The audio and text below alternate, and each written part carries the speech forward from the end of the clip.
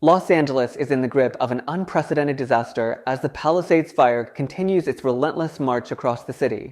Overnight, the wildfire expanded by another 1,000 acres, bringing the total area burned to over 22,000 acres. As firefighters battle the blaze, residents face an unimaginable reality: entire neighborhoods reduced to ash. The upscale neighborhoods of Pacific Palisades and Mandeville Canyon have been hit especially hard, with the fire now threatening Brentwood, home to some of Hollywood's biggest stars. Evacuation orders have grown to encompass over 153,000 residents, with an additional 166,000 warned they may need to leave at a moment's notice.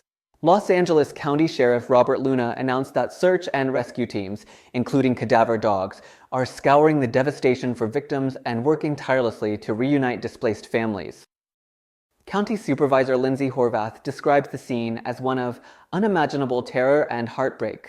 Tragically, 11 lives have already been lost, with officials warning that the death toll is likely to rise as crews conduct house-to-house searches. Over 10,000 structures have been destroyed, leaving thousands homeless and entire communities grappling with the loss of their homes and livelihoods.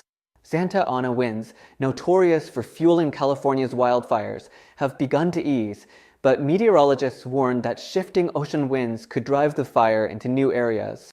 The Palisades fire has already burned a combined 36,000 acres alongside the Eaton fire, making this the most destructive wildfire in Los Angeles history. To put it in perspective, the affected area is 2.5 times the size of Manhattan.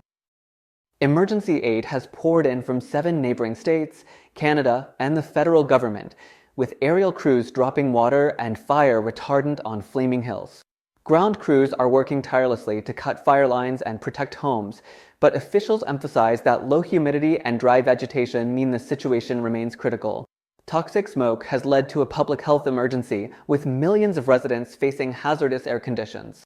Stories of survival and resilience are emerging amid the chaos. Kelly Foster, who lost her Pacific Palisades home, described combing through the ashes with her daughter, saying, "This was a house that was loved." In another neighborhood, Rick McGeeg found his ranch reduced to rubble, save for a single statue of the Virgin Mary. His family raised 3 children there, and now only memories remain. The economic toll is staggering. Private forecasters estimate damages and economic losses between $135 billion and $150 billion.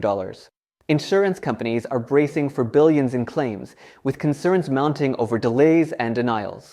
President Joe Biden has pledged federal support, declaring the fires a major disaster and promising full reimbursement for recovery efforts over the next 6 months. But challenges extend beyond recovery. Some residents in areas like Altadena worry that wealthier neighborhoods will receive priority aid, leaving others behind. Denise Doss, whose home was destroyed, expressed frustration, saying, "At least let me say goodbye until we can rebuild."